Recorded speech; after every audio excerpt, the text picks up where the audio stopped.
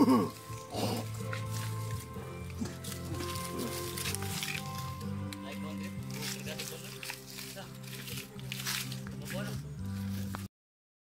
umaga mga bro, pinakbak namin yung batong takip dun sa ilalim mga bro. Ayan o, yung butas ilalim na makinis.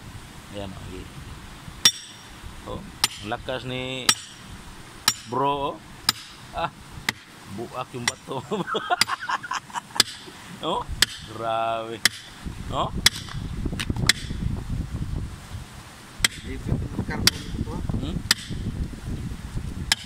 tigas.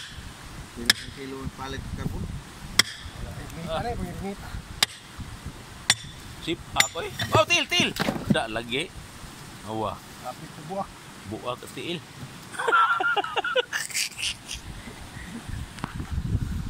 Oh, baklasing yan lahat nga bro kasi yung flooring nandun sa ilalim.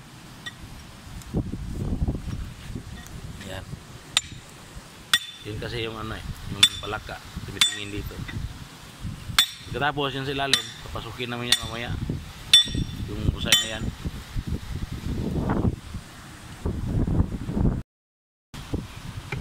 Grabe mga bro. Lakas nila mga bro. Nahati yung bato mga bro. Oh.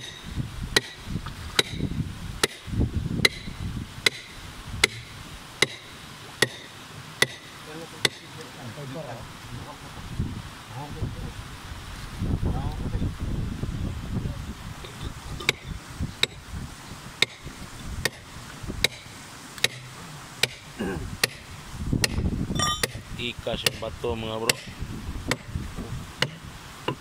Ikan masuk mga bro.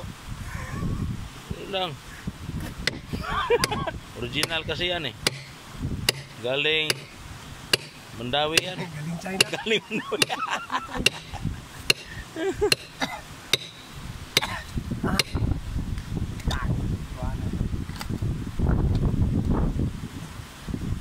So, kita ko sa inyo mga bro.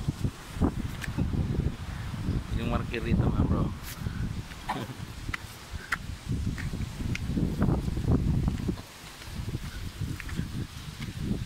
Ito mga bro. Nasadyang kinukurb. Ayan. Kinakat dito. Tapos yan, nagka-curve. Ayan o, nagka-curve. Tapos, may butas na tinatakpan ng ano mga bro ba? Tinatakpan ng bato. Pero dito, doon siya nakaharap. Doon. So, ibig sabihin yan mga bro. Ibig sabihin yan, yung bato na takip, may butas sa ilalim. Ayan mga bro. Ayan. Tinakpan yan. Harap yung ano, yung palaka. Kasi naman yan. Tapos may flooring lalim.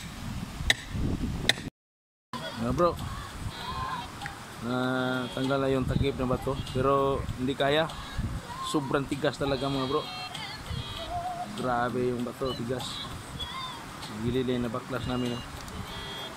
Pero dyan sa ilalim dyan, hindi mapasok. Laking bato na nakaharang sa ilalim. Kaya sisisip ko namin. Hindi kaya.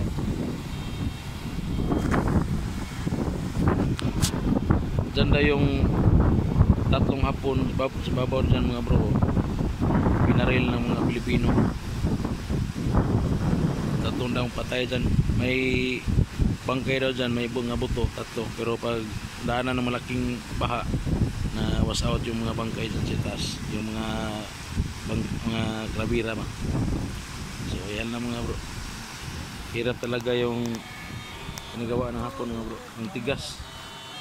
So yan mga bro, balikan na namin to.